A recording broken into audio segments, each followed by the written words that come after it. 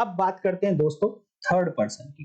First person तो court ने opinion बनानी है, हर मैटर में बनाती है, बात करते रहेंगे उसके बारे में। अब बात करते हैं, अब इस सब चैप्टर पर हम आ जाते हैं कि opinion of third person when relevant. Section 39 से लेकर सेक्शन 45 भारतीय साक्ष्य अधिनियम, टोटल मिलाकर 7 सेक्शंस हैं। ध्यान देना, हम बात कर रहे हैं ओपिनियन ऑफ पर्सन, पर्सन की राय के बारे में बात करेंगे। लेकिन इस सेक्शन में, इस सब चैप्टर में 7 सेक्शन होने के बावजूद भी सातों की सातों सेक्शंस में ओपिनियन की ही बात नहीं हुई है। इसमें से आप 2 सेक्शन निकाल दीजिए, section number 40 and section number 45। ये दोनों सेक्शन आप निकाल दीजिए, इन दोनों सेक्शंस में ओपिनियन की बात नहीं हुई है दोस्तों। यहां पर कुछ ऐसी बातें हुई हैं जब ओपिनियन ऑलरेडी रेलेवेंट थी, देन कुछ ग्राउंड्स, कुछ बातें और जो ओपिनियन नहीं है लेकिन जिनके ऊपर ओपिनियन बेस्ड हो सकती है, वो फैक्ट, बट जो अपने आप में ओपिनियन नहीं, जो अपने आप में रेलेवेंट नहीं, इस तरीके के कुछ फैक्ट्स हैं। जब एक्चुअल में पहुंचेंगे इन सेक्शन पर तो डिटेल में बताएंगे, बट आप ध्यान रख लीजिए कि इन दोनों सेक्शंस में ओपिनियन नहीं है। पढ़ के देख लेना। तो कितनी सेक्शंस बची जो ओपिनियन की बात करेंगे? वो केवल 5 सेक्शंस हैं 7 में से जो ओपिनियन की बात करेंगे। कौन कौन सी सेक्शंस बच गई? Section 39, section 41, 42, 43 and 44। यही 5 सेक्शंस हैं जो कहीं ना कहीं ओपिनियन की बात करते हैं। तो किस किस तरीके की ओपिनियन है, ध्यान देना है आपको। अभी हम पर्सन की बात कर रहे हैं, लेकिन यहीं पर हम एक्सपर्ट की ओपिनियन भी पढ़ेंगे। मैंने अभी बेसिक बात आपको बताई कि जिस भी पर्सन की ओपिनियन को रेलेवेंट बनाया जाएगा, उस पर्सन के पास कुछ ना कुछ साधन होने चाहिए जिसके आधार पर उसने अपनी ओपिनियन दी, और उस साधन के इन्वॉल्वमेंट के कारण कानून ने उसकी ओपिनियन को रेलेवेंट बनाया। तो अभी मैं आपको सिर्फ वो साधन दिखाना चाहता हूं जो ऐसे पर्सन के पास थे जिनके आधार पर उसने अपनी ओपिनियन दी। तो इसको 2 पार्ट में मैंने बांट दिया इन 5 सेक्शंस को, एक सेक्शन एक तरफ और 4 सेक्शन एक तरफ, और जो दो सेक्शंस बच गई उनमें ओपिनियन है ही। अर्थात इन 7 सेक्शंस को आप 3 पार्ट में बांट लीजिए। एक सेक्शन अकेली है, सेक्शन 39, जहां पर उसका हेडिंग है ओपिनियन ऑफ एक्सपर्ट, यानी एक्सपर्ट ओपिनियन की बात होगी। पहली बार सेक्शन 39 में वर्ड यूज हुआ एक्सपर्ट, विशेषज्ञ। लेकिन आप ध्यान देना, विशेषज्ञ का मतलब ये नहीं है कि किसी कॉलेज में गया हो, कुछ एकेडमिक एजुकेशन ली हो तभी वो विशेषज्ञ बनेगा। नो, विशेषज्ञ की डेफिनेशन भी इसी सेक्शन में दी गई है और कहा गया है स्पेशली स्किल्ड।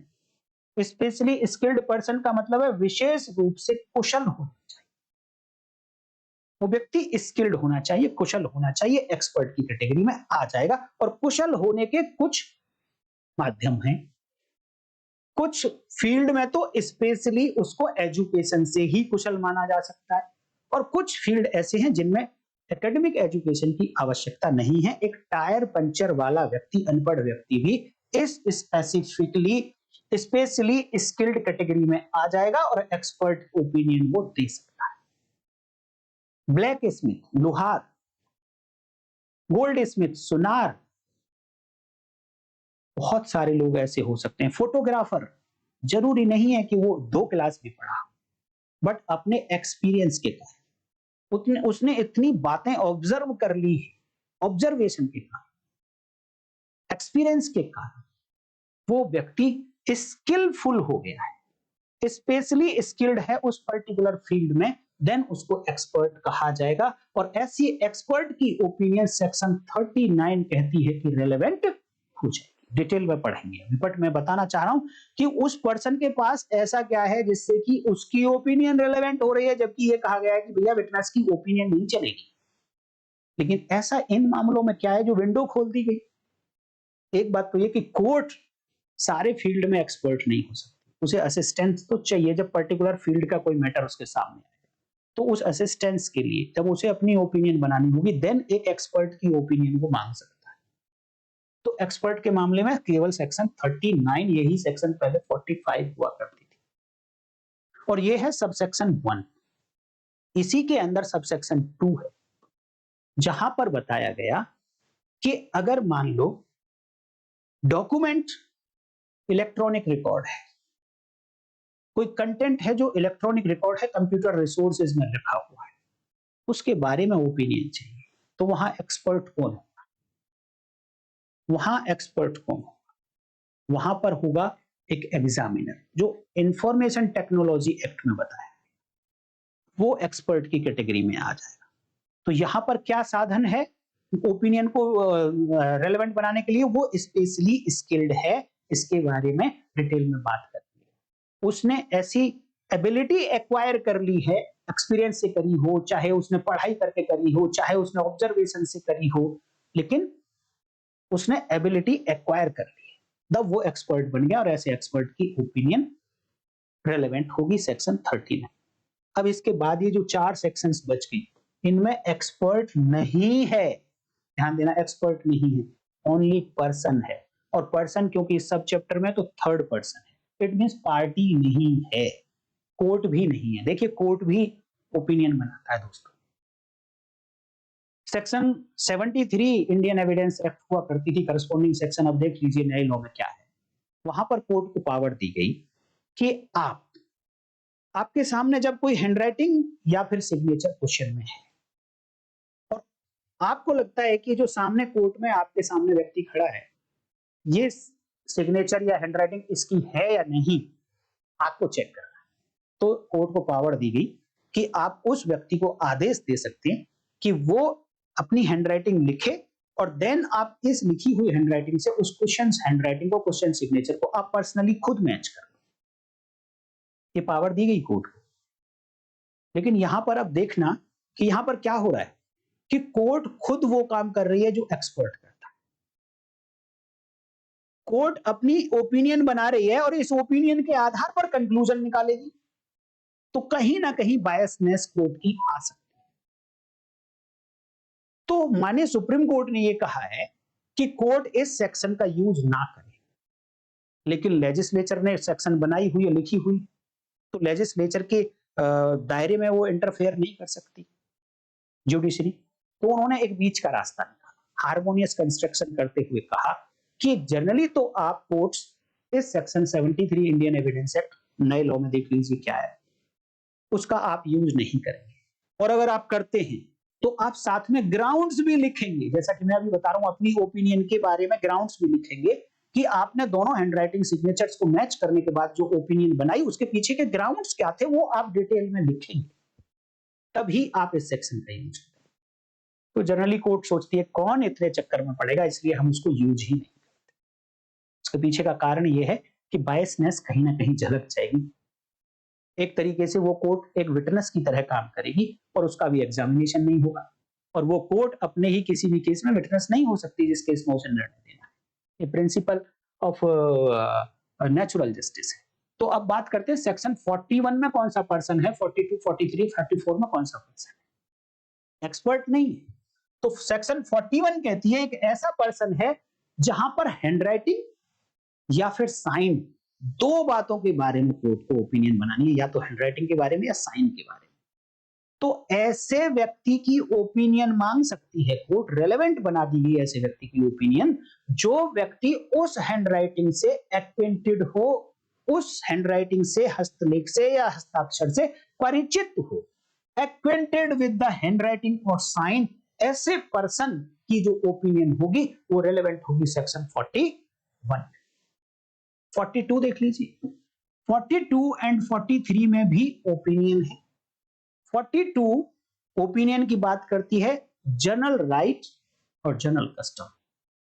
43 बात करती है जो कस्टम के आगे की बातें होती है, कुछ यूसेजेस होते हैं, टेनेंट होते हैं, और किसी बॉडी की जो कॉर्पोरेट बॉडी है उसकी गवर्नेंस किस तरीके से होगी, कॉन्स्टिट्यूशन उस तरीके उसका किस तरीके से होगा, उसके बारे में राय बताई गई होती है किसी पर्सन की। लेकिन ध्यान देना यहाँ पर जितने भी पर्सन है दीज आर लिविंग बीइंग, ये जिंदा है, ये मरे नहीं है।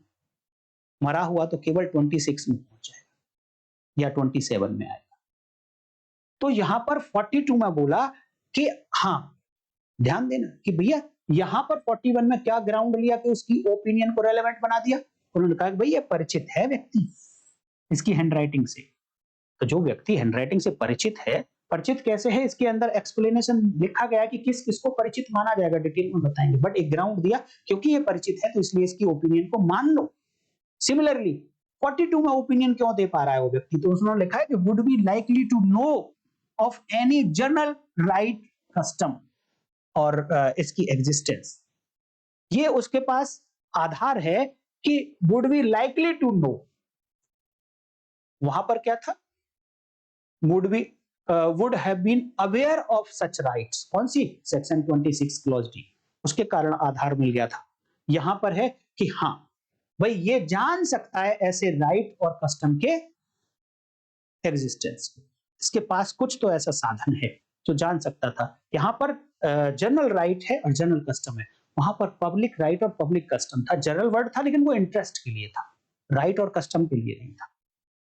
तो यहां पर आधार क्या हुआ, ये वाला।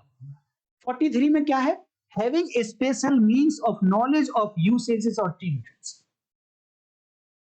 जो यहां पर है 43 में कुछ बातें लिखी गई हैं अलग अलग क्लॉज में, यूसेजेस हैं, किसी बॉडी के कॉन्स्टिट्यूशन और गवर्नेंस कैसे होगी उसके बारे में, तो उसके पास ऐसे कुछ साधन होने चाहिए जिनके आधार पर आप कह सकते हो कि हाँ इनके बारे में इसके पास नॉलेज हो सकती है, लेकिन स्पेशल मींस होने चाहिए उसको, स्पेशल मींस ऑफ नॉलेज, कि कुछ विशेष कारण है कि इस व्यक्ति के पास ऐसी नॉलेज हो सकती है, इसीलिए उसकी ओपिनियन को रेलेवेंट बना दिया। अब सेक्शन 44 ये बात करती है ओपिनियन ऑफ रिलेशनशिप, जब दो लोगों के बीच के संबंध के बारे में कोई ओपिनियन बनानी हो, तो सेक्शन 44 कहती है कि कंडक्ट से एक्सप्रेस किया जा रहा है, कंडक्ट से एक्सप्रेस किया जा रहा है ओपिनियन, मुंह से बोलकर नहीं है, कंडक्ट से एक्सप्रेस किया जा रहा है। तो जो कंडक्ट से एक्सप्रेस किया जा रहा है ये एक रेलेवेंट फैक्ट है और इसके बारे में एविडेंस आ सकती है, रेलेवेंट फैक्ट है तो एविडेंस आ सकती है।